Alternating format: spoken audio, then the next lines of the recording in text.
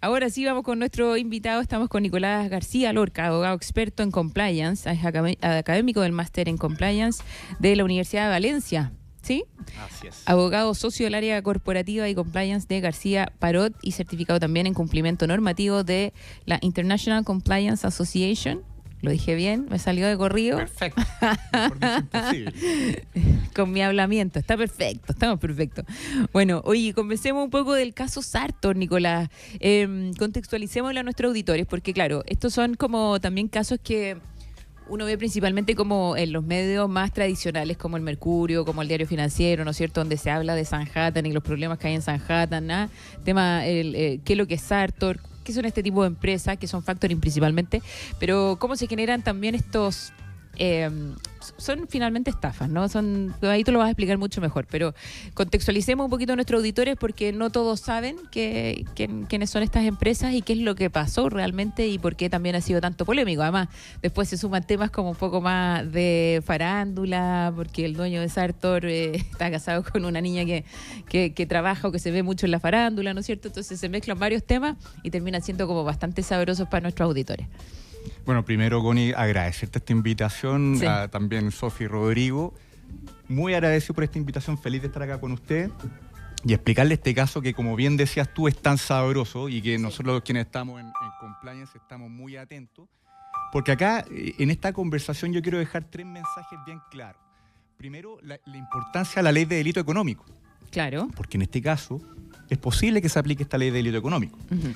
Todavía están en proceso de investigación, todavía no hay sentencias claras definidas. Ya. Estoy dando ahí un adelanto. Un adelanto lo que quiero decir. Y luego también quiero hablar respecto a la importancia de la reputación en las empresas, que este caso Sartor afecta mucho. Sí, pues además que salpicó a varias. Así es. Más tradicionales y más conocidas. Así es. Como la Reinvial, por ejemplo. Por ejemplo. Y también la importancia de que la empresa, este es un programa que es bien escuchado por gerentes y directores, por lo tanto, la importancia de que las empresas tomen medidas para evitar este tipo de situaciones. Entonces, yéndome un poco a la historia del caso, para que quienes nos están escuchando sepan de qué estamos hablando, el caso Sartor principalmente se origina el año pasado por una investigación que hace la CMF, la Comisión para el Mercado Financiero, en la cual detecta una serie de irregularidades. ¿Y cuáles son esas irregularidades? Es que la AGF, que es la quien administra los fondos, claro, la de estos fondos de inversión que ciertas personas o inversionistas en general aportaban plata a estos fondos, claro, y lo que detecta la CMF es que el destino de estos fondos estaban yendo a parar a personas relacionadas con quienes son los directores de este grupo Sartor o bien accionistas controladores. Ya, perfecto. O sea, incluso, mira, ayer explicamos en el ¿Sabías qué? En qué consiste el mercado de valores. O sea, cuando habláis de mercado de valores, por ejemplo, la AGF de Sartor particularmente transa instrumentos financieros.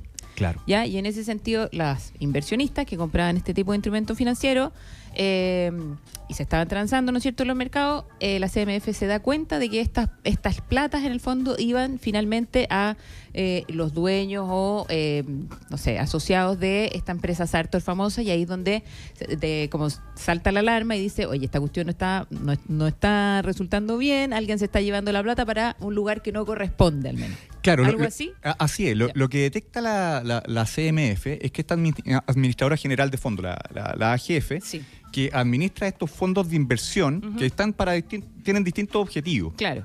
Y los aportantes, que puede ser cualquier persona, tú, yo, que en el fondo va a este mercado de valores y dice, ya, quiero hacer rendir mi plata. Y destina plata como inversión en estos fondos de inversión. ¿Y qué es lo que detecta la CMF? Es que el destino de esos fondos iban a estas personas relacionadas con los directores y los accionistas controladores de este grupo Sartor.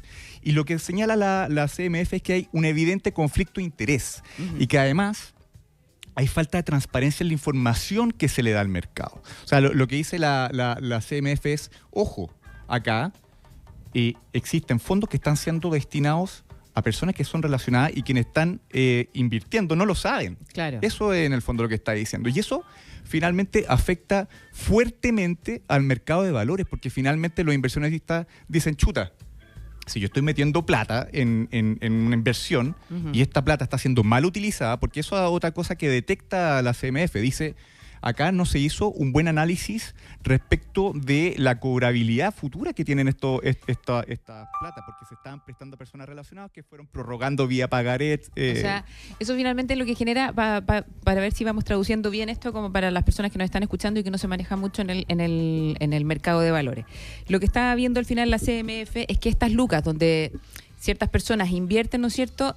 Primero, estaban entregándose o se estaban yendo a las personas relacionadas con la empresa, primero. Segundo, que no había una factibilidad de que cuando tú tuvieras que retirar esas platas, esa inversión, con un porcentaje, por supuesto, de retorno sobre esa inversión, no iba a estar necesariamente presente porque esas platas se estaban utilizando en otra cosa y empieza a hacerse esta como bicicleta finalmente en la que la plata del inversionista se va a estas personas relacionadas que además la ocupan o la utilizan en otro tipo de... para sus propios negocios. Exacto. Si en el fondo lo que busca proteger acá la CMF es que no exista conflicto de interés, porque en el fondo la AGF lo que debió haber hecho es velar por todos los aportantes y no por un grupo reducido de ellos. Entonces, claro, que son los que se vieron beneficiados con estas lucas, po. Así es. Ya, así es. Entonces, y eso es lo que busca finalmente la normativa, que en caso de que existan conflictos de interés, primero tratar de evitarlo y segundo que se informe. Que se informe para que si tú tienes tu plata y quieres meterla igual, ok, claro, que lo hagas, pero bajo tu informado. responsabilidad. Así es. Claro. Ok, de acuerdo. Ya. ¿Y ahí qué es lo que pasó? Al final las lucas, ¿quién se las llevaba? Bueno, eso está en un proceso aún de investigación.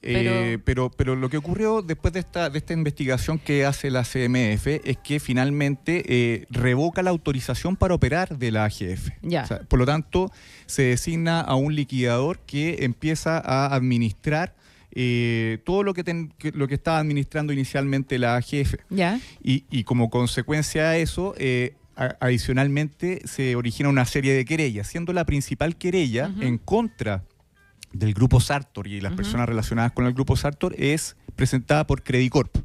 Y a eso se le suman además otros inversionistas de menor tamaño, pero esas querellas actualmente están en una fase muy inicial. Entonces no sabemos qué es lo que va a pasar. Está en una etapa en que recién se aceptó a trámite. Y eso quiere decir que recién ahora se va a empezar a investigar. Entonces las policías junto con la fiscalía van a hacer todo lo posible para esclarecer lo que me estabas preguntando tú, Connie. ¿Cuál fue el destino de esos fondos? Claro, ¿dónde quedaron esas lucas? Porque lo que se habla también, solamente voy a comentar lo que yo he leído en los distintos medios que son parte de la teoría del juicio, porque todavía, como decías tú, efectivamente no hay ningún resultado sobre esto. Es que estas platas en el fondo se utilizaban por parte de este controlador, o en el caso particular de Sartor, por Sauer, para ir pagando o tapando otras deudas con, no sé, pues a través de facturas, y en el fondo hacer, como te decía, esta especie de bicicleta para ir pagando otras deudas que tenía este personaje. Claro, en el fondo en este caso las personas involucradas son principalmente los controladores del Grupo Sartor, que son Pedro Pablo Larraín y Carlos Larraín. Ya. Y lo que se está haciendo es averiguar, más que nada, es revisar si es posible liquidar los activos que fueron invertidos a los cuales se invirtieron esos aportes que hicieron los distintos aportantes de estos fondos de inversión. Eso actualmente lo está llevando a cabo el liquidador, que es el señor Budinich, que está liquidando distintos fondos con el objetivo de ir pagando a los aportantes en la medida que se vayan rescatando los distintos activos. Como te decía, Connie, acá lo importante es que esto está en una fase muy inicial de investigación. Acá, como bien decías tú, es bien sabroso porque hay distintas aristas y la arista que es más renombrada acá tiene que ver con Azul Azul. Sí, eso es lo que te iba a preguntar. ¿Qué tiene que ver Azul Azul en todo este tema? Espérame, yo parece que me confundí, pero después voy a hacer la corrección que dije. Sí, pero es que también está ligado porque para el caso Sauer, que es facto, también tiene que ver ahí está el mercado de valores. Entonces, y por eso yo decía que acá la importancia de la reputación, que es lo que quiero tocar después, porque en el fondo cuando cuando ocurren este tipo de escándalos financieros, lo que ocurre finalmente es que se afecta la confianza en el mercado. Entonces, y eso va desencadenando una serie de hechos que nos perjudican a todos al final. O sea, generalmente, tanto el caso Facto, que es donde está metido Daniel Sauer. Sí, perdón, yo me confundí. No, pero es para enredarse, porque la verdad es que son casos que están muy, muy de la mano, porque el caso Facto, como el caso que ahí está metido también esta lista La Raíz Vial, como este caso Sartor, que además es parecido en nombre. Sí, pues, sorry, yo por eso me confundí. Yo tenía en mi mente, estaba hablando de Facto, sorry, pero eso en mi cabeza. No te preocupes, porque yo me confundo siempre también. Ya. El caso Sartor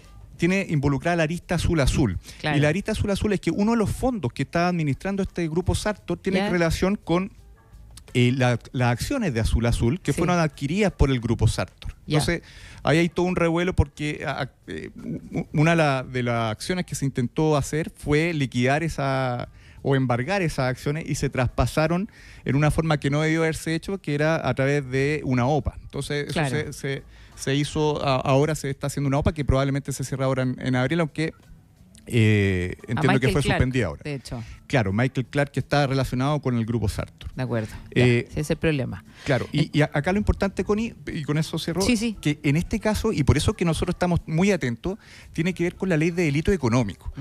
Porque acá uno de los pocos casos en que estamos todos con la lupa bien puesta, porque es posible que se apliquen las sanciones de la ley de delito económico, que para quienes nos están escuchando, esta ley lo que hizo fue básicamente endurecer las sanciones a quienes cometían este tipo de delitos de cuello y corbata. Como se le llama, claro. Como se le llama.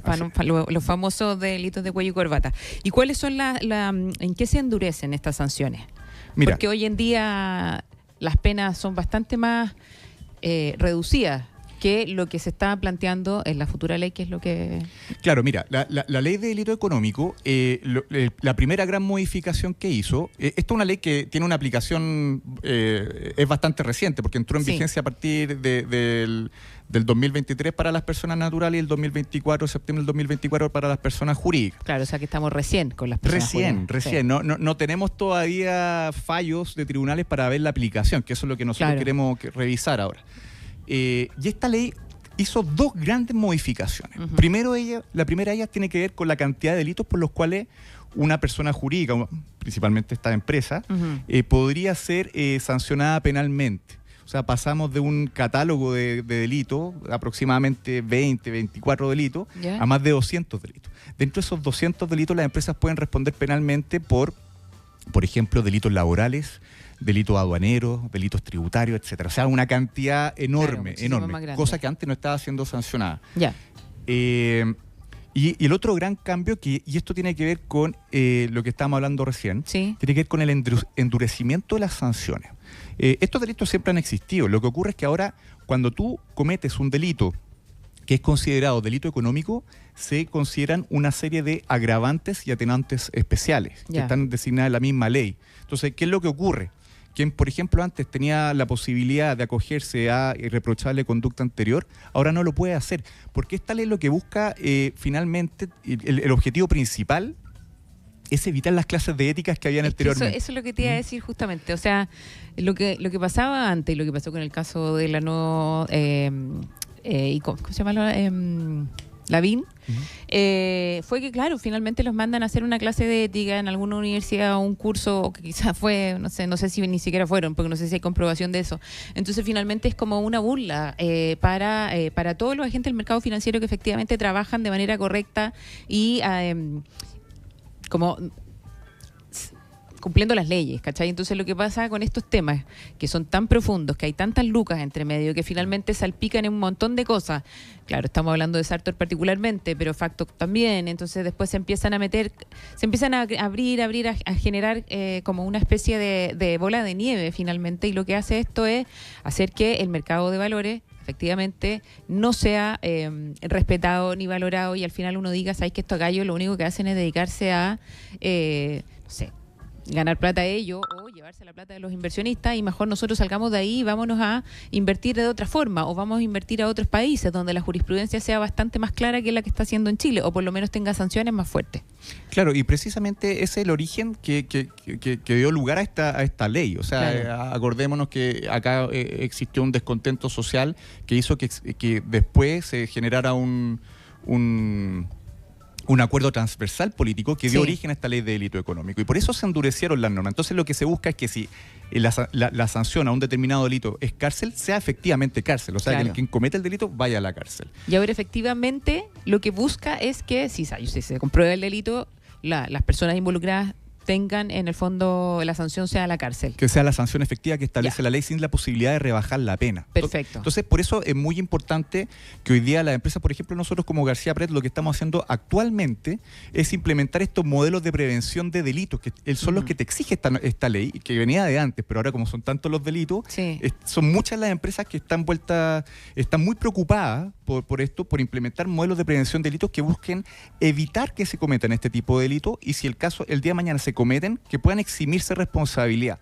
Y en este caso Sartor y Factop es muy importante que las empresas cuenten con herramientas para prevenir estos tipos de conflictos de interés, por ejemplo, que se hagan capacitación, entre otras cosas. ¿Y ahí cómo lo hacís cuando el que involucrado es la cabeza de la organización? Porque qué difícil, pues, ¿cachai? Porque en el fondo debiese chorrear el tema de ser efectivamente, de cumplir con las normas y todo. Y si la cabeza de una organización no lo hace, está difícil que el resto, digamos, lo haga, ¿no es cierto? Como actuar con el ejemplo, finalmente. Qué buena tu pregunta, Connie, porque eso es algo que siempre aparece en las capacitaciones que, por ejemplo, nosotros hacemos. Claro. En compliance hay un dicho muy, muy importante que es: el tono viene desde arriba. Claro. Por lo tanto, tú tienes que lograr el compromiso del directorio, que es la cabeza máxima de la administración de una empresa, para que después permee a la esfera de más abajo, que chorrea hacia abajo. Sentido. Porque si tú eres trabajador y ves que tu jefe no cumple con las reglas del juego, es muy poco probable que tú las cumplas. Entonces, por eso es necesario tener ese compromiso de la parte de la parte de arriba superior de la empresa. De acuerdo. Súper. Oye, Nicolás, muchísimas gracias por estar con nosotros. Llegamos al final del primer bloque en el que íbamos a conversar. De todas maneras, bueno, ya saben, ya las empresas, si es que necesitan asesoría y apoyo en esto, tenían a ¿cómo se llama? Nicolás García Lorca, abogado experto en compliance y además socio del área corporativa y compliance de García Parot. Así que nada, nosotros no vamos a pasarnos, ¿sabías qué? Porque sé que me pasé un poquito de tiempo, así que mis disculpas, mi querido Rodri y Sofi, pero sí vamos a ir a una canción que es Love the Way You Lie. Bueno, ya que estamos hablando de mentiras, de Eminem, y volvemos.